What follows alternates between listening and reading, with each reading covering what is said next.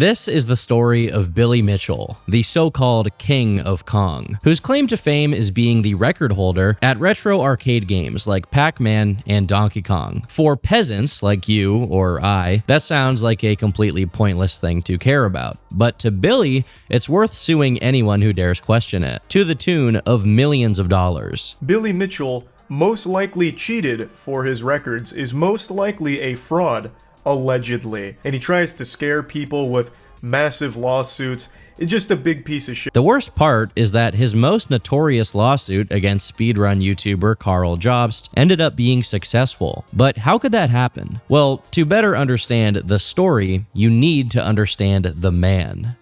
Born William James Mitchell Jr., Billy Mitchell describes his early childhood as extremely modest, as both of his parents worked, his mom as a clerk at Kmart and his dad as a truck delivery man. This meant that little Billy spent a lot of time completely on his own, and as lonely kids tend to do, he searched for fixations to cure his boredom. For many years, this search was mostly fruitless, as Billy couldn't really afford many toys. And although arcade games already existed in the mid-70s, they were relatively expensive for a kid. You see, back then, the gaming industry was yet to be blessed with genius business models like subscription services and in-game microtransactions, so they resorted to more primitive ways of moving kids' money into their pocket. Coin slot arcade games, where you had to physically put in a quarter to keep playing the game. For some time, this meant that Billy was paywalled out of this kind of entertainment, but things began to change in 1974, when his father, after briefly working for National Airlines, saved up enough money to buy a restaurant. Although this initially meant more financial hardship for the family, with Billy's dad having to start working as a part-time realtor to keep the money coming in, things eventually started to change for the family's economic standing. A few years later, specifically in the years of 1980 and 1981, we had the release of two groundbreaking games for the time, Pac-Man and Donkey Kong. This financial comfort they enjoyed opened Billy up to leisurely activities he didn't have access to before, such as arcade games. Initially, he resisted because, according to him, video games were something new and different, and I don't like new and different. But they started getting more popular. Everyone was standing around the Donkey Kong machine, and I wanted that attention. Even according to his own recollection, his entrance to the gaming world wasn't due to a LeBronian love of the game, but instead because he wanted people to know who he was, to know his name. His parents weren't around much, so he was probably as attention-starved as a kid can get. So naturally, he decided that dedicating his life to getting high scores in arcade games was the best way to earn other people's respect and admiration. His first focus was the pinball machine, which, in about a month or so of consistently playing, Billy had gotten extremely good at. This is how Mitchell's friend described him. He has mind-body coordination, the ability to have your body absolutely enslaved by your mind, to take all directions and commands with no resistance, obstacles, barriers, or filters. His mental experience is heightened. He has a more comprehensive and clear vision than the rest of us. I don't know how cracked a guy has to be at the pinball machine to have his friends talk about him like he's prime Rock Lee, but regardless, it's safe to say that Billy's savant prowess at playing the machine commanded the other kids' respect. Simultaneous to his dedication to pinball, Billy claims he never skipped school and played several sports like basketball, baseball, and football, all while putting in an average of 40 hours a week into video games. This is as good a moment as any to mention that most of this information comes from Billy himself. And as previously mentioned, he has always been intent on getting attention from others, so take it with a grain of salt. But continuing with the story, eventually Billy's pinball prowess made enough waves that even his father, William Mitchell Sr., took notice of it and decided to buy some arcade machines to put in the restaurant he owned. I'm glad there were no animatronic animals involved in this story, or else the arcade games for kids and restaurant owner named William parts would start having me very concerned for young Billy.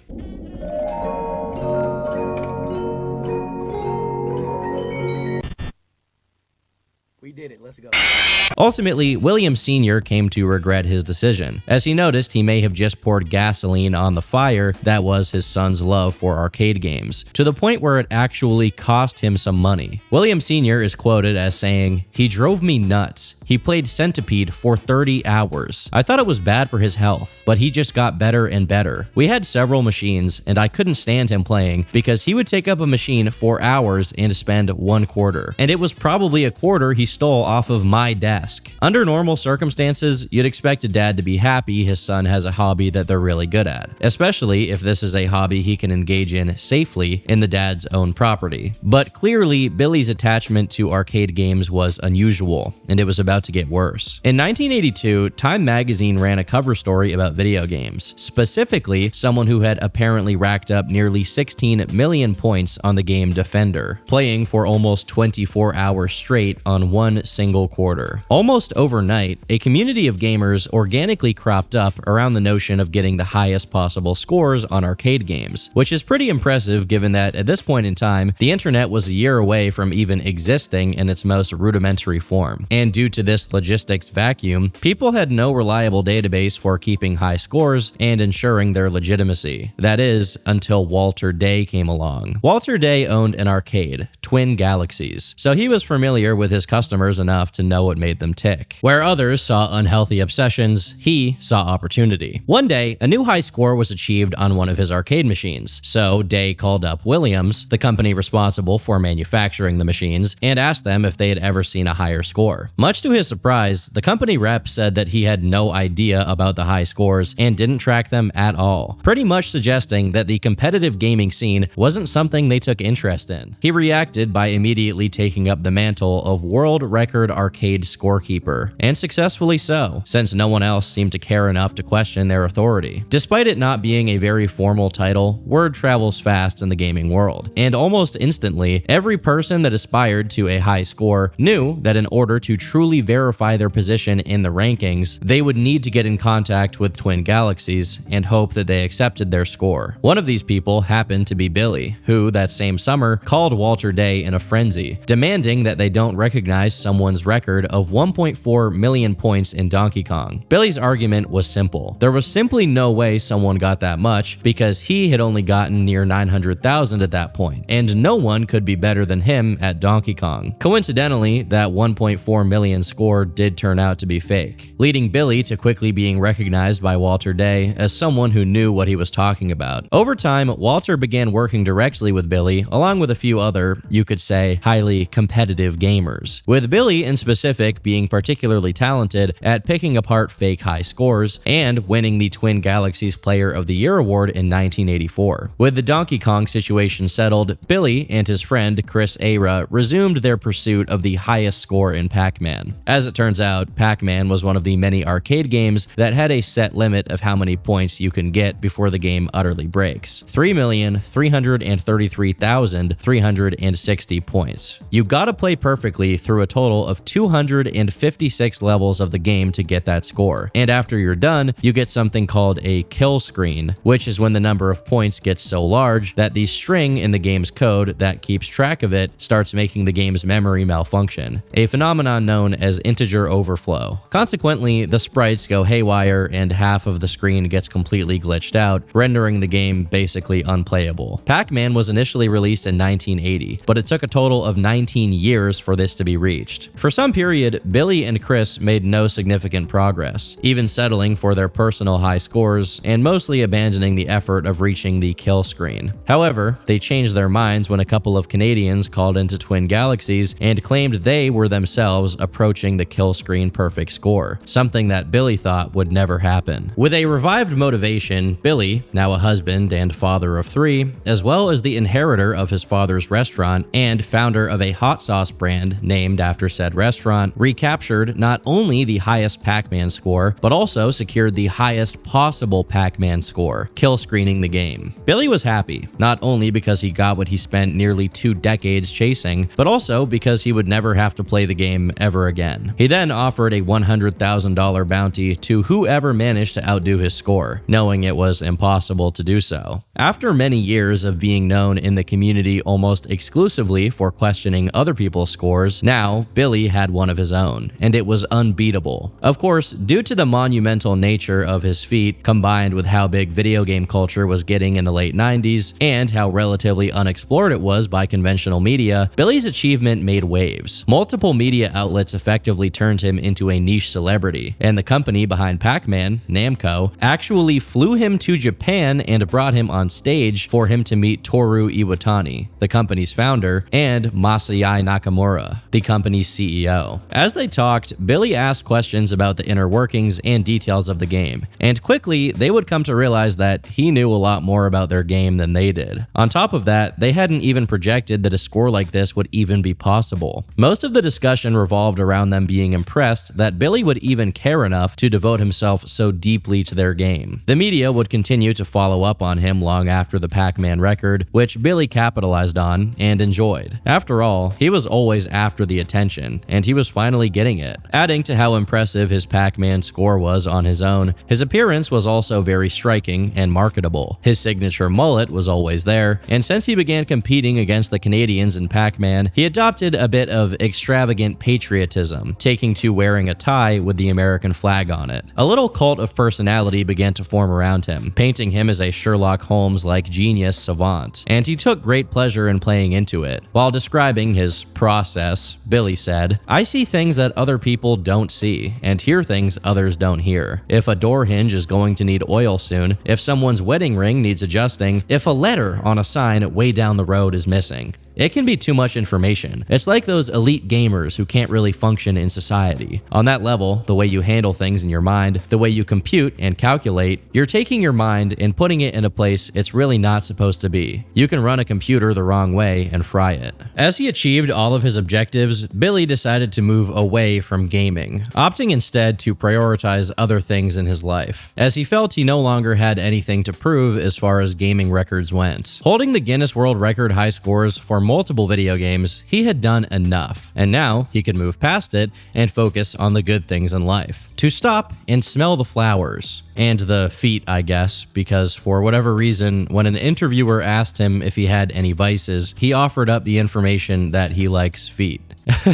His wife was in the room and everything. This guy's a true freak. But alas, his whole retirement shtick was very much insincere, whether Billy knew it himself or not. As time went on and his old score started being called into question, something insidious within him was awakened. It's hard to place where exactly this stage of his life began, but we can safely put it at 2004, when, half a decade after his legendary Pac-Man kill screen achievement, Billy resurged to put up a new high score on Donkey Kong. However, this time around, he had a more worthy opponent than the Pac-Man Canadians, Steve Wiebe, perhaps the one man who was as adamant as Billy when it came to competing in now 20-year-old arcade games. Steve saw the legendary reputation of Billy Mitchell as outdated and aimed to dethrone him publicly by beating his record. This forthright attitude of Steve's made Billy uncomfortable, as he was no longer as confident as he used to be in his gaming abilities, whether it be from lack of practice due to his claimed retirement, or because he was 39 years old at this point, which for most people is past their prime in terms of video game playing. Because of this, he rejected Steve's many invitations to competitions at arcades, and this is when things started turning sour for Billy Mitchell's reputation. In 2005, Wiebe was at a FunSpot event where he was trying to crack 1,000,000 points in Donkey Kong. Billy refused to be there, but in his place, he sent a VCR tape that showed him finishing a game at a whopping 1,047,200 points. Most of Steve and Billy's back and forth during this period was documented in the 2007 movie The King of Kong, A Fistful of Quarters. Although I should note that the movie is highly fictionalized, with several scenes being completely staged for a more entertaining experience. If you do watch it, you may come off with the impression that Billy is some kind of evil genius who masterminds everything in his favor, but the truth is, Billy's high score was discarded, just as some of Steve's previous records were discarded for the same reason. A tape is not acceptable to prove the legitimacy of a high score. It has to be actually witnessed. Whatever the case may be, around the same time the movie came out, Billy cleared up any questions people may have had about his previous score by physically showing up at a venue and cracking his own previous score by 3,000 points, going as far as to have the circuit board verified by Nintendo to ensure there was no chicanery going on. Now, what's worth noting that Billy and Steve did differ in their recollection of events regarding the 2004 Classic Gaming Expo. Billy recalled himself getting 929,000 on his second try, and Steve getting 893,000 on his last attempt. Meanwhile, Steve tells a completely different story, wherein Billy complains about the controls not working properly and gives up on it when he gets to around 50,000 points. Rumors began spreading, much to Billy's dismay. This event, and how it was depicted in the King of Kong movie, marked a change in tone for Billy, who, when asked if he had plans to sue, ended up replying, "I'm unhappy that so many good people were portrayed in such a negative light, and it will be interesting what large law firm may step forward and offer to assist us in our quest for the truth." Some people saw Billy as having every right to do this, as the documentary could be considered defamation due to how it was edited. Other people saw it as an unnecessary extra mile to go over a silly film about a video game competition, and that a lawsuit would be an overreaction. Regardless, the release of the documentary really reignited Billy's obsession with video games. 3 years later, he temporarily lost the title, only to immediately regain it with what came to be referred to as the Boomer score. 1,062,800 points at a restaurant called Boomers. What he didn't know is that with this score, the fate of his reputation was ultimately sealed. While the more formal protests of his scores hadn't been filed yet, the general culture had already taken notice of Billy as a bit of a megalomaniac and a sore winner. In 2011, Cartoon Network's regular show aired an episode called High Score, wherein Mordecai and Rigby take part in an arcade game competition against an obnoxious giant floating head called Garrett Bobby Ferguson, which obviously resembled Billy's signature look. I actually remember watching this episode on TV when it came out, and I had no idea who Billy Mitchell was, but when I actually found out about him, I was like, oh, that's Garrett Bobby Ferguson. About 4 years after the episode aired, Billy took offense to this and actually filed a lawsuit against Cartoon Network over the usage of his likeness, claiming it was done with malicious or defamatory intent. This endeavor did not go very well, and it was promptly thrown out by New Jersey Federal District Judge Ann Thompson. Her explanation as to why the case was thrown out was that, besides the fact that the show was protected under the First Amendment, Garrett Bobby Ferguson's traits are purposely exaggerated to make him look cartoonishly evil. Cartoon Network said that the depiction was transformative and thus did not qualify for defamation. Funnily enough, this was the exact quote. "The television character does not match the plaintiff in appearance. GBF appears as a non-human creature, a giant floating head with no body from outer space, while plaintiff is a human being, and when GBF loses his title, the character literally explodes, unlike plaintiff." It's really funny to see a judge deal with something as frivolous as this with the kind of seriousness that it merits. What isn't funny is that we'll come to find out the only reason this case was so clear-cut and easy to settle was because Cartoon Network is big enough to get the kind of legal defense and public pressure to make lawsuits like these go away. Unfortunately, average Joes don't enjoy the same privilege. Since his 2010 Donkey Kong Boomers score, Billy decided to once again rest on his laurels, becoming mostly dormant on the competitive gaming and high score pursuit front. But 7 years later, this retirement was also abruptly interrupted by someone who was skeptical about the validity of Billy's high score. You see, another requirement for a score to be legitimate is that it be played on a genuine, original, Nintendo-sourced Donkey Kong arcade circuit board. The only problem here is that, as one Jeremy Young pointed out in mid-2017, the video recorded of Billy achieving his high score showed his friend, Robert Childs, swapping out a Donkey Kong Jr. arcade board and then reinstalling the same board while the camera pans away. To the average person that isn't familiar with these kinds of things, this seems harmless. But to someone who is savvy, such as Jeremy, this is a telltale sign that Billy was playing on something called a double donkey board. This meant that this was a modified version that contained both Donkey Kong and Donkey Kong Jr., and thus was not the original version of either game, and consequently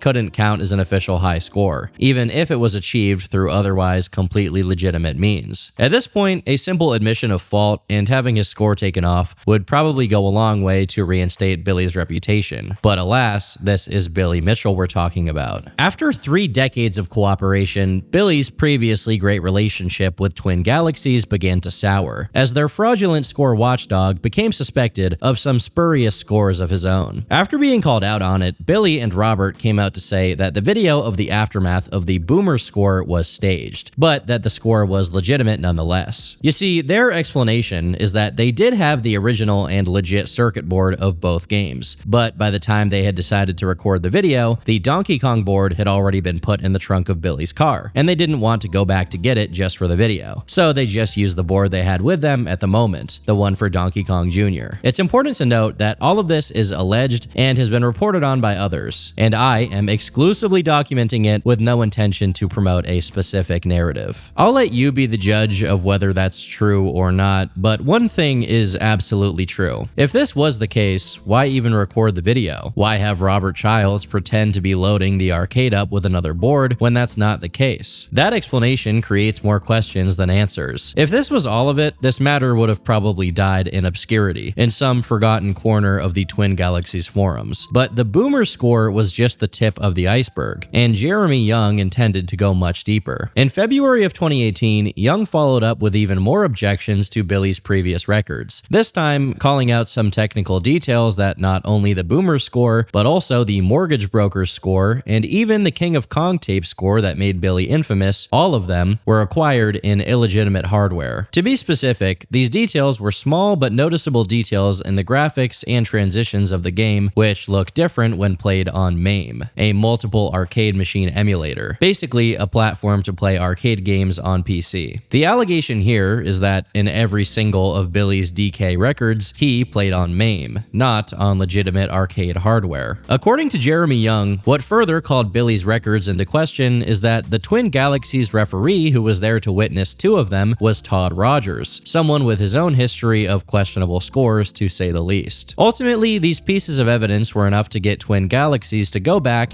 and verify the recordings of Mitchell's scores, and upon further evaluation, they reached a conclusion. There were two tells that Twin Galaxies focused on. First, the way that the screen in arcade games get projected in legitimate arcade machines leads to the image being rotated so that the top of the screen is on the right side, while two of Billy's recordings had it on the left. Secondly, when you finish a stage in Donkey Kong and the next one is loading, on a legitimate machine, all of the girders that Mario walks on pop onto the screen at the same time, while on MAME, the top three girders partially load in first, followed by the rest of the screen. They claimed that Billy's footage was consistent with MAME. This was devastating in more ways than one. First off, the years of diligently reconstructing his public perception in the community since the King of Kong movie all went to waste instantly, as his high scores on DK were invalidated by Twin Galaxies, a scorekeeper whose opinion Billy himself relied on heavily for all of his career. But much worse than that is that TG has a company policy which states that if you're caught intentionally trying to mislead or otherwise fraudulently land yourself on their rankings, you get a lifetime retroactive ban, meaning not only would his DK scores be invalidated, but most important of all, his career-making Pac-Man perfect game was also discarded. Literally decades of work wiped out of Twin Galaxies' history, permanently staining his record. Now, Billy saw all of this and decided to release a statement regarding these claims. Hi, I'm Billy Mitchell.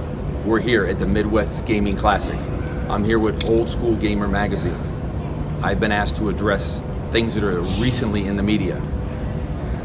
The fact of the matter is, now there is a true professional due diligence being done to investigate things that happened as far as 35 years ago in a professional manner, not in a shock jock mentality designed to create hits. We will show that everything that has been done, everything was done professionally, according to the rules, according to the scoreboard, the integrity that was set up, not 2014 forward by the current regime who wants to reach back 35 years. Everything will be transparent. Everything will be available. I wish I had it in my hands right now. I wish I could hand it to you. But it's taken a considerable amount of time. Witnesses, documents, everything will be made available to you. Nothing will be withheld. You absolutely have my commitment to that. We've been at this since 1982, and it's not going to stop now.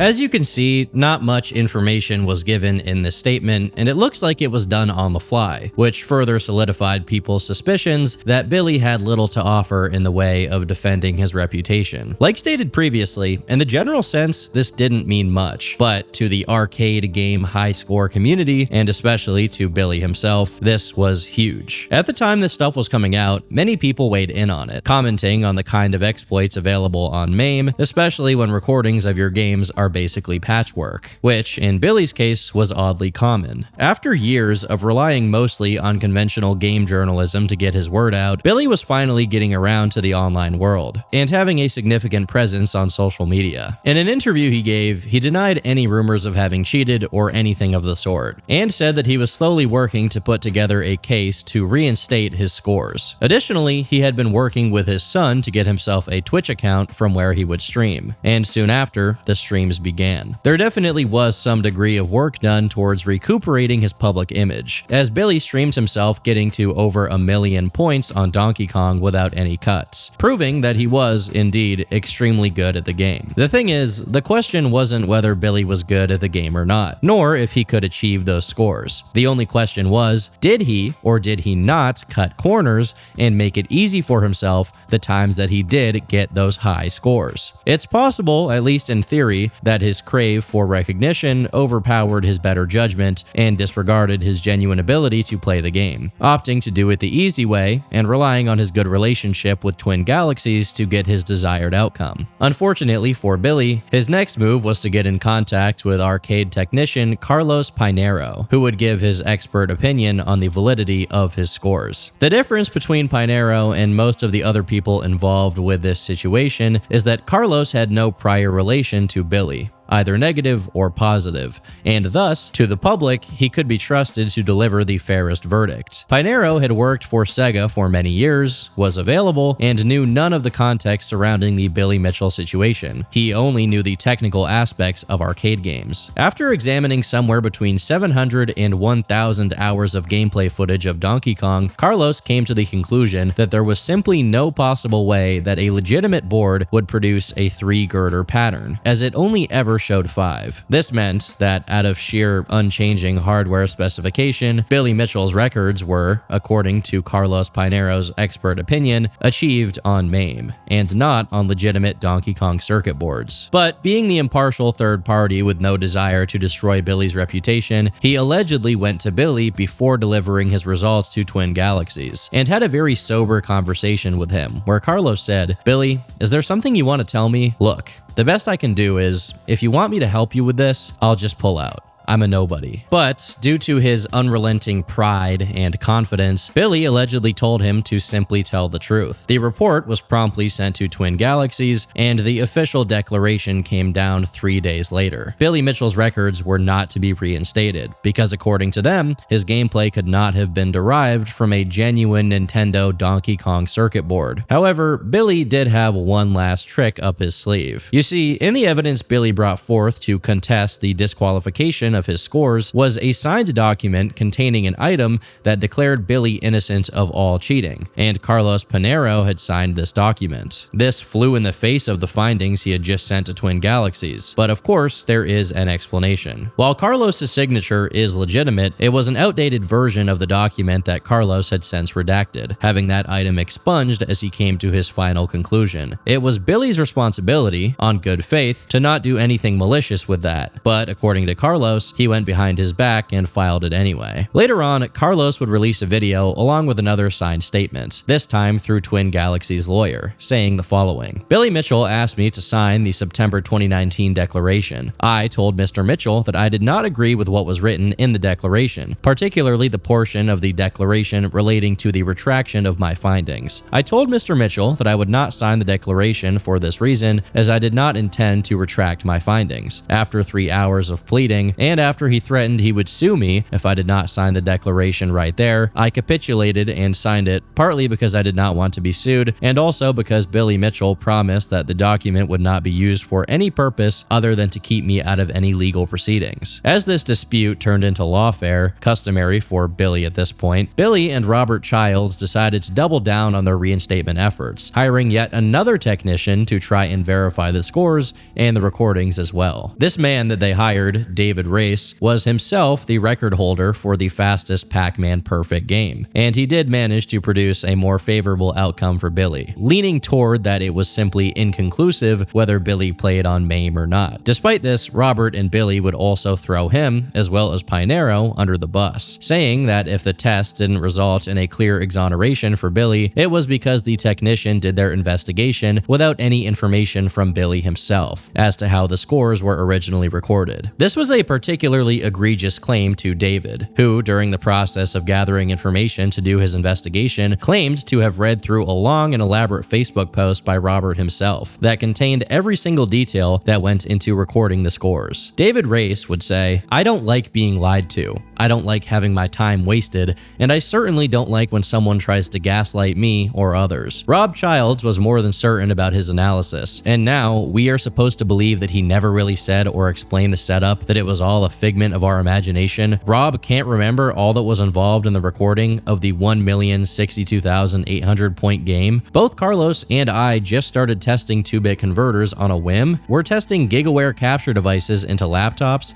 because we just felt like it. Sorry, that nonsense doesn't fly with me. Additionally, he claimed that they tried to do the same thing to David as they did to Pinero, having him sign pre-written statements about Billy's innocence and promise that if said innocence wasn't proven, they would just discard it. However, David was wise enough to not sign them, even if he never fully accused Billy of cheating on his scores. As would continue to come out, this was just a fraction of the mischief Billy and Robert got up to. Robert ended up being caught in multiple contradictions, such as claiming that he didn't know where the recording of the scores took place, despite having previously stated that it happened in his business's warehouse. When going to David Nelson, the chief referee of Twin Galaxies who oversaw the record keeping, Billy was quoted saying, "If you don't accept this score, there's going to be trouble." It's a little bit hard to imagine the dehydrated Lemmy Kilmister Billy Mitchell threatening other people like that over video game scores, but as we've learned, nothing is too far to go to redeem his status. By far, the most strange aspect of this story is the part that involves the head of Twin Galaxies at the time, Pete Bouvier. In the context of the Boomer's score, Billy stated that despite inviting Pete over the phone to witness the attempts at a record, Pete never showed up. This was the story for 7 whole years, until in 2017 when Pete Bouvier died, and suddenly the story changed. Now that Pete was no longer alive to set the record straight when Billy said something that didn't add up, Billy claimed that Pete was not only physically there, but also congratulated him on his win and shook his hand, even doing an impression of the old man's voice. When confronted with these conflicting pieces of information, Billy attempted a sleight of hand maneuver, saying that Pete was there, but left during the setting of the record for DK Jr. This obviously didn't address the fact that, in his recorded words, Billy said Pete wouldn't be able to make it, as in he wouldn't be there at all, let alone sitting at the arcade snack bar and yucking it up with him. Additionally, when contacted and asked about it, Pete's wife Nancy would also claim that she had no recollection of anything like what Billy was describing ever taking place. It's at this point that Billy seemingly ran out of arcade technicians to try and pressure into clearing his name. But even if he magically found one that would swear on his innocence, it would be too little too late. Even if some kind of Hail Mary win via technicality came along, the moral victory was long gone, and the community had largely turned its back on Billy. But for him, it wasn't over. Despite sending a 156-page long document chock full of every possible reinforcement to his claims that he could muster or trick people into giving him, Twin Galaxies maintained its position that his scores were simply invalid. One of the final Hail Mary efforts to try and get their decision overturned was a defamation lawsuit against both Twin Galaxies and the Guinness World Records, and plenty of others. Billy was going for $10 million worth of damages from Twin Galaxies, while at the same time pursuing individual $1 million lawsuits against Jeremy Young and Jeff Harris, who moderated the TG forums and made the post contesting his scores. He also filed lawsuit against the late great speedrun YouTuber Apollo Legend, who has since passed, for using voice recordings of Billy's Billy's without his consent. Twin Galaxies had the resources to countersue and hold their own, and it can be assumed that this extended to Jeremy and Jeff. But unfortunately, Apollo didn't share the same luck.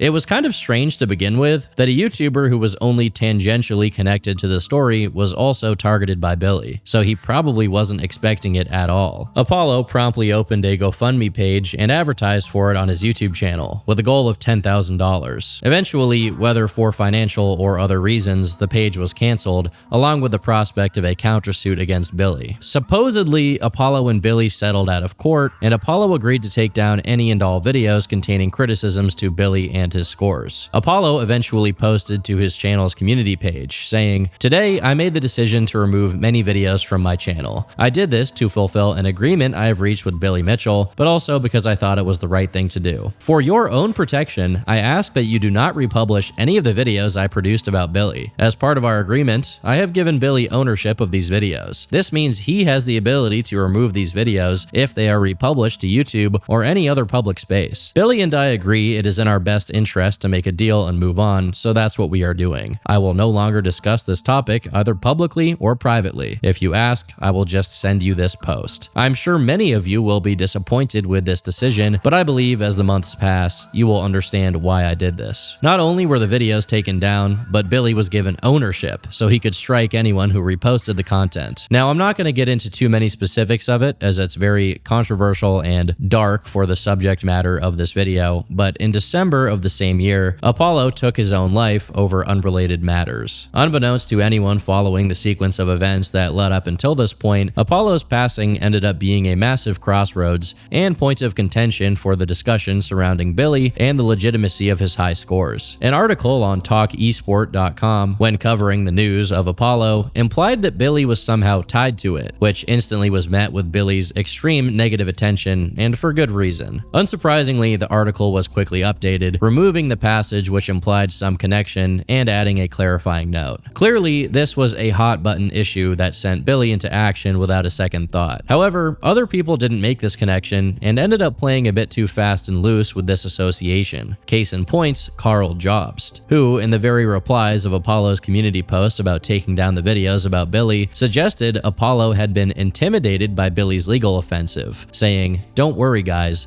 I will never back down." In July 2020, Karl Jobst uploaded a video covering the interactions between the Guinness World Records and gaming culture, using how it dealt with Billy's situation as an example of how corrupt it is. To put it briefly, Guinness flip-flopped on whether Billy had cheated or not, first standing with Twin Galaxies, and then changing their position on it with no technical backing when Billy threatened them with a lawsuit. This was actually what Apollo Legend said, almost verbatim, in his videos about Billy. Now, Karl's video wasn't particularly about Billy, but it was more than enough for him to send another legal threat. This one was a lot more humble, asking for a measly sum of $150,000, along with $1,500 of legal costs, a written apology to Billy, and the deletion of the video. Karl was aware of the way Billy used defamation lawsuits to silence anyone who criticized him, so he immediately fired back by providing his audience with all of the legal documents he had received, followed by a half-hour-long video going into the details of Billy's disputed scores, essentially doubling down on what Billy alleged to be defamatory statements. This was as bold of a move as you can imagine, considering that while this was happening, Karl had recently had a child. But ultimately, this was just the prelude, which led Karl to open a GoFundMe page to try and garner support from people who knew how unfair the circumstance was. Karl's videos about the developments that took place managed to get millions of views, attracting the attention of people like Minecraft creator Notch and Moist Critical, who further brought supporters to his case. Due to how much attention this thing got,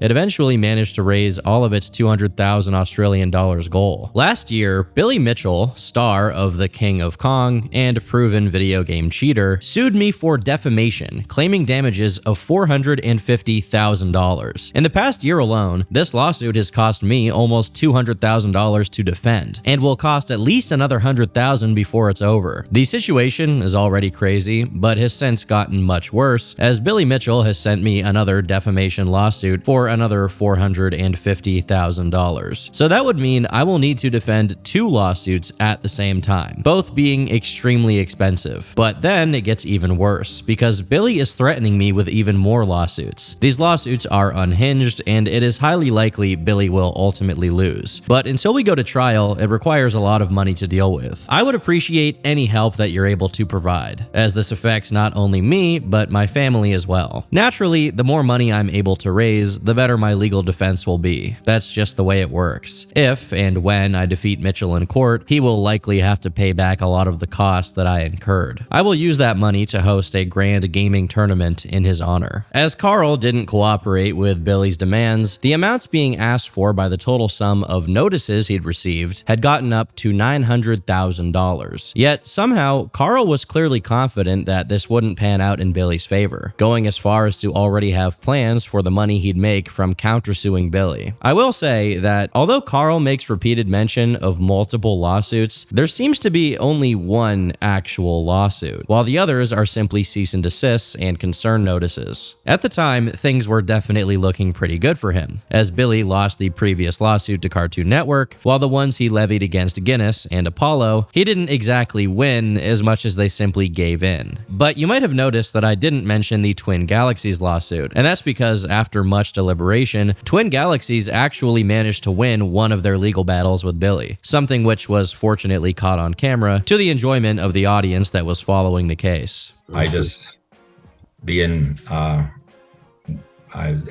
is not what I expected, to be honest. I understand. Sorry, sir. Sorry, sir.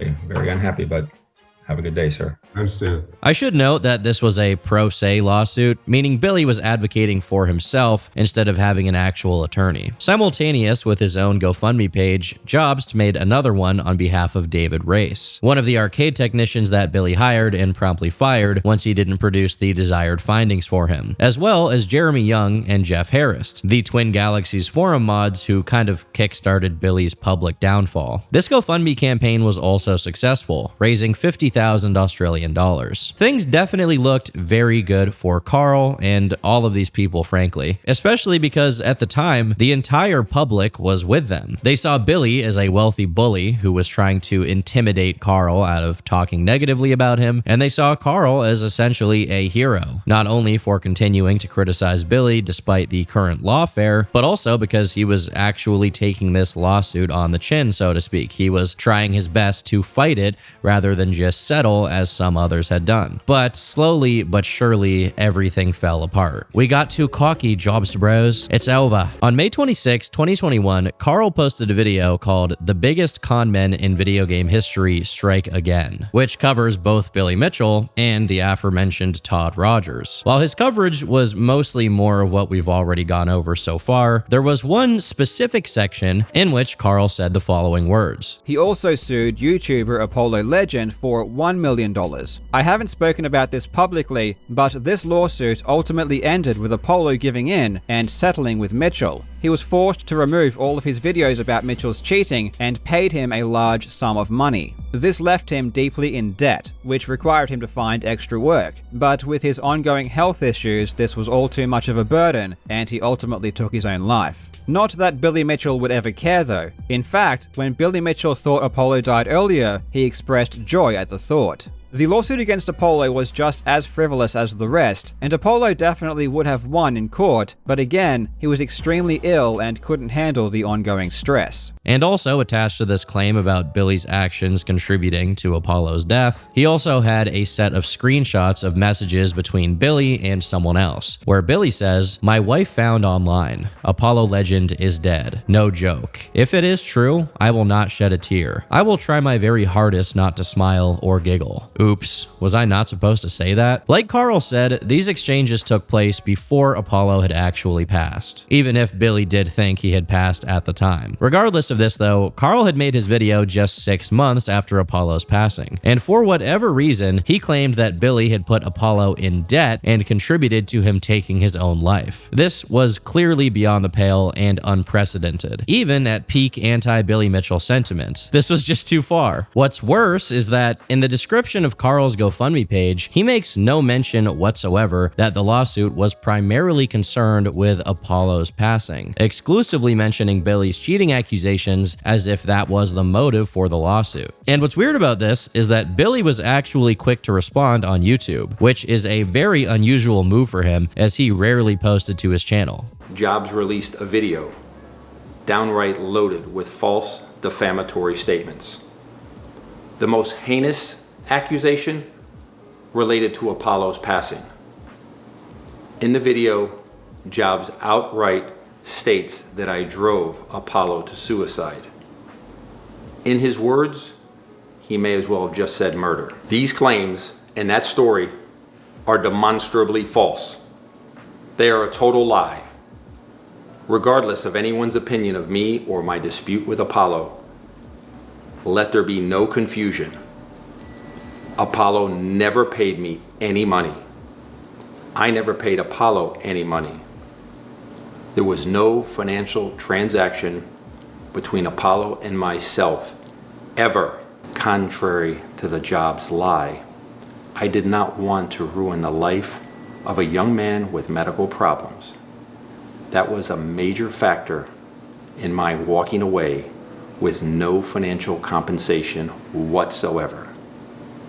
Even before we settled, Apollo told people that our dispute was not among the principal problems he faced in life. Some people who were not fans of Billy whatsoever even speculated that this sudden accusation that Billy somehow pushed Apollo into doing what he did was a deflection from Jobst. You see, back in August 2020, 4 months prior to Apollo's untimely passing, Karl was on Discord saying that he was considering making a Downfall of Apollo Legend video, which 2 months later was posted by Easyscape Speedruns, who gave a special thanks to Karl Jobst, because Karl had helped him with research.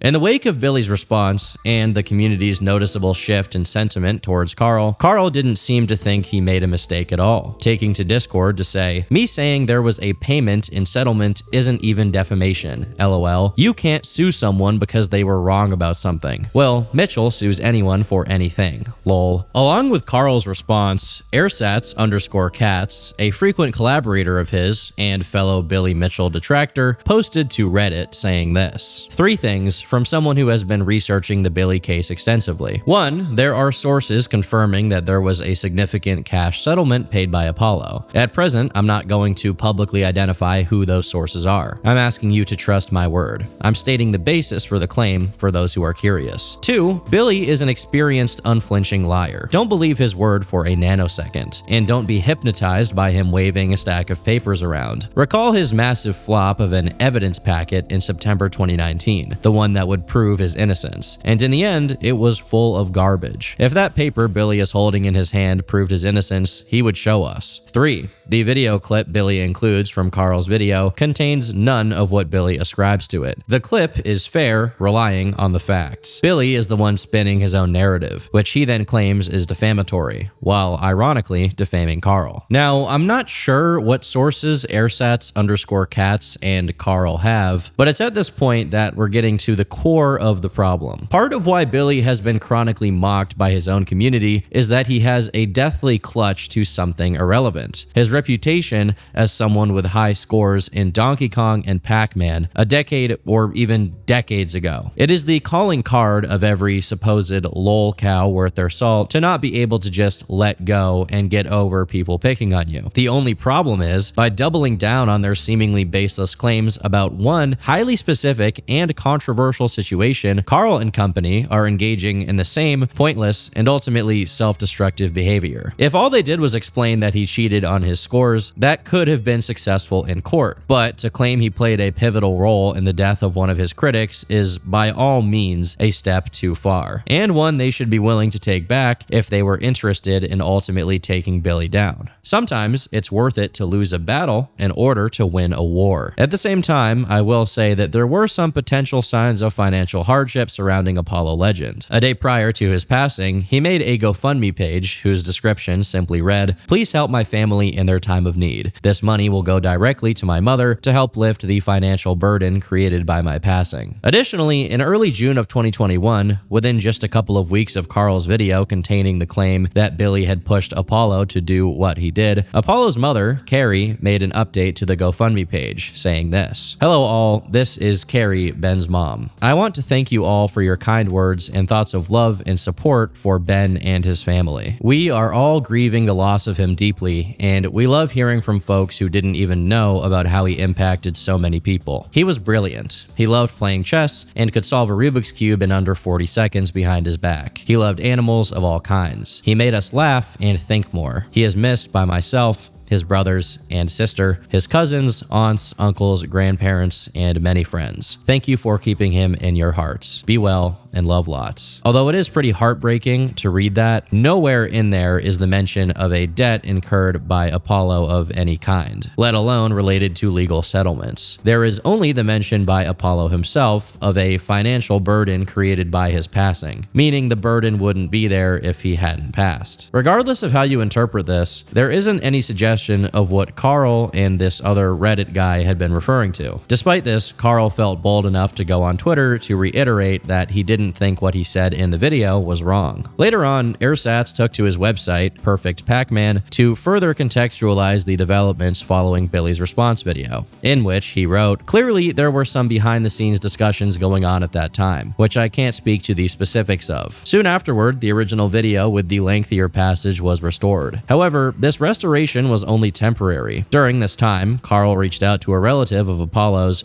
to seek confirmation of the existence of a financial payment as part of Apollo's settlement with Billy. Apollo's relative was able to locate a copy of the settlement paperwork among Apollo's possessions. While a copy of that paperwork was not provided to Karl at that time, Apollo's relatives indicated their impression that the settlement, as written, did not include any obligation of financial restitution. In other words, while hard public proof is still not available, it is now believed that the earlier claim that Apollo had to pay Billy a bunch of money to end the lawsuit was untrue. Although this is a decent rendition of the ultimate conclusion, Airsats still linked to one of his posts on the TG forums, where he lists out some reasons why anyone could come to the conclusion that Billy and Apollo's settlement had a financial component. First was a Billy Mitchell orbiter who alluded to it, and an anonymous Redditor who deleted his own post, both of which could be completely talking out of their ass and shouldn't really be used as a reliable source, regardless of circumstance. Lastly, there was a supposedly confidential source whose fantasy name was Sam, who suggested that there was a significant payment made from Apollo to Billy as a means of appeasement. But even in Airsats' own explanation, this Sam person was just in Billy's gaming circle, which could mean absolutely nothing insofar as insider knowledge on the exact nature of the settlement. No matter how you cut it, there was simply not enough to go out and publicly say that Apollo paid Billy. 2 months after the video that sparked this issue was posted, Karl commented on the situation in a video that currently sits at nearly 3 million views, where he said this. Now, before I finish the video, I would like to take this opportunity to correct something that I said in a previous video. Back in May, I talked about the new lawsuits filed by Todd Rogers and Billy Mitchell. In that video, I made the claim that Apollo Legend paid money to Billy Mitchell as part of their settlement. I would never make such a claim unless I had very good evidence to support my position. In response to this, Billy Mitchell released a video accusing me of lying and claimed that no money was exchanged. He didn't provide any evidence to back up this claim, nor did he attempt to get in contact with me to clear up any misinformation I may have had. However, I did investigate further, as I would never want to provide false information to my viewers. I reached out to a member of Apollo's family who graciously agreed to clarify some details. According to them, despite Mitchell's best efforts, Apollo Legend would not pay any money, and in the final version of the settlement, there was no clause indicating that he was required to do so. Therefore, the statement I made in that video was almost certainly incorrect. I sincerely apologize for providing false information, and no matter what kind of relationship I have with Mitchell, I do not believe that it is ever justified to lie or mislead. Mitchell also claimed that I was accusing him of murder. This is certainly not the case. I do have my opinion regarding the impact of the settlement on Apollo's decision, but ultimately, it was no one's responsibility but his own. The only reason I mentioned it in that video was because I felt like it was important to let you know what happened, as I know many of you enjoyed his videos. Now, while that was as good of a retraction statement as they come, it may have simply come too late. Their legal battle quietly waged on, as both parties became mostly silent for the next couple of years, which is par for the course for this kind of situation. Karl continued to throw occasional shots at Billy, making fun of him for standing on a paint can to appear taller, although, to my knowledge, Billy Mitchell is already like some kind of towering mutant guy, so it's possible he just wanted the picture to look better. And he also doubted Billy's claim that his doctor refused service because of the allegations surrounding his Donkey Kong scores. Meanwhile, Airsats continued to keep track of Billy's legal developments and update the public on it, notifying that one of Billy's cases against David Race could not be tried at all. Although Billy made a few advancements, such as copyright claiming some of the people who used videos of his deposition for his lawsuit against Twin Galaxies, by January 2024, this particular lawsuit came to a bit of a surprising end. In a statement they released after analysis from yet another technical expert, Twin Galaxies said, "In fair consideration of the expert opinion provided by Dr. Zaida on behalf of Mr. Mitchell, and consistent with Twin Galaxies' dedication to the meticulous documentation and preservation of video game score history, Twin Galaxies shall heretofore reinstate all of Mr. Mitchell's scores as part of the official historical database on Twin Galaxies' website."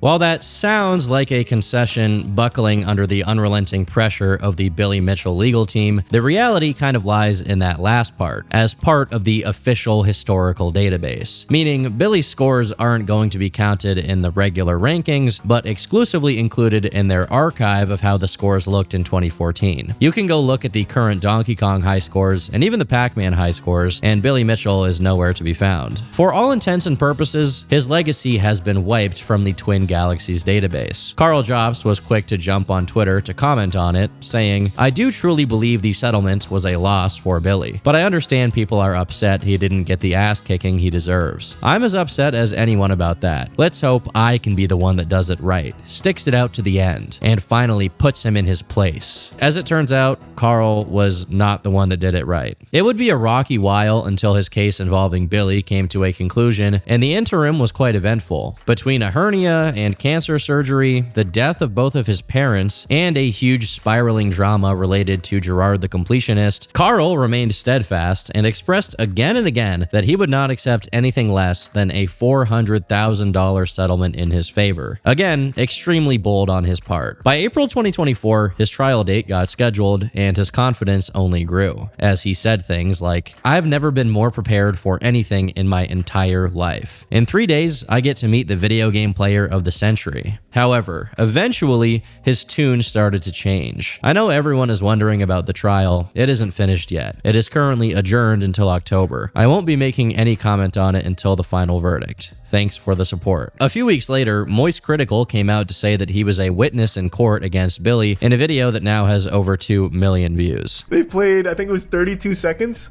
and it was where I was like, okay, so there's, here, they actually have the quote.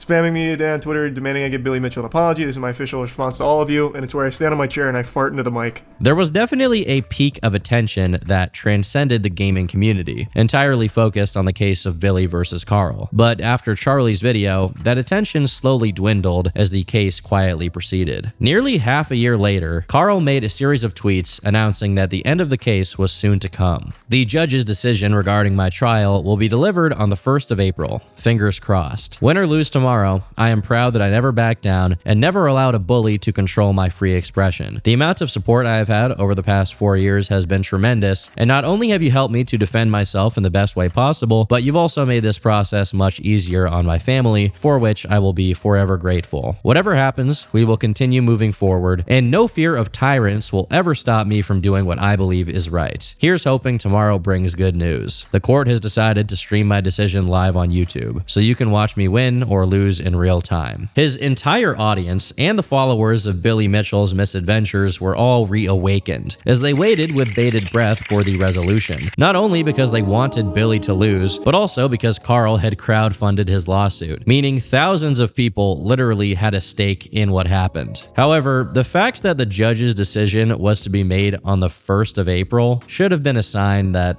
sometimes fate plays tricks on all of us. After all of his bravado and confidence, Karl Jobst took to Twitter to announce the result of his case. The judge found Billy to be a credible witness and believed his entire testimony. From that point on, unfortunately, there was really nothing that could have saved me. I will now obviously consider my options. I know many of you will be upset with this, and I am sorry for that. Thank you again for all the support I have received, and I will endeavor to work as hard as I can to repay all that you are owed. There are a lot of lies being spread that I falsely claimed Billy sued me because I said he cheated. I never claimed this. I only claimed it was relevant as part of my defense. I didn't openly discuss certain details for obvious reasons, but I was never trying to hide why I was being sued. Furthermore, I never asked for money when Billy originally sued me. It was only after he sent me a second lawsuit and a threat of a third lawsuit, which were completely unrelated, that I needed to crowdfund. My total legal costs are well over $600,000, so any money I received went to my lawyers. I did not intentionally try to deceive anyone or trick anyone just to defraud them or scam them out of money. But the criticism that I should have been more transparent is valid, and I'm sorry. Truthfully, I didn't want to repeat or mention any claims regarding Apollo Legend because it may have jeopardized my defense. I never intentionally lied regarding Apollo Legend either. I relied on incorrect information from multiple sources. I retracted the statements once I confirmed it was inaccurate, but apparently it was not sufficient. At some point, of course, I will produce a video discussing everything, and I still believe the decision today was not the correct one. Unfortunately, his apology and explanation were not sufficient to quell the raging hatred of the general public, who were, even if unintentionally, led to believe something entirely different would happen. Honestly, however much of a blunder Karl made, I don't want to dog on him too much, especially since I think having to pay well over $500,000 for his mistake is more than a sufficient punishment, to say the least. At the end of the day, he made a pretty terrible mistake, and it cost him dearly. Without condoning or condemning, I understand. Regardless of how malicious, conniving, or dishonest you may think Billy is, there's simply no other way to cut this. Soon after, like he announced in his tweet, Karl made a half-hour-long video about the resolution of his case, where he expresses interest in filing an appeal and trying to change the resolution, even if mildly, such as reducing the fines he'll have to pay for Billy. But the thing is, at this point, Karl had gotten himself in the same issue as Billy. Despite Billy winning,